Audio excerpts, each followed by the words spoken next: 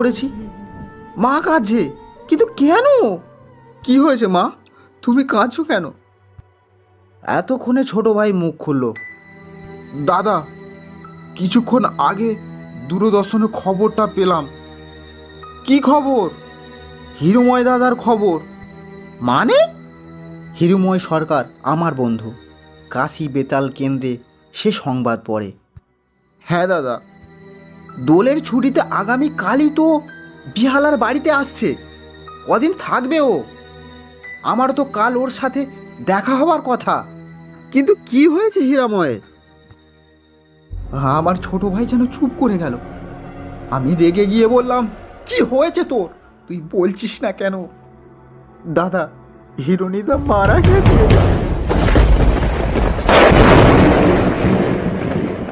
কয়েক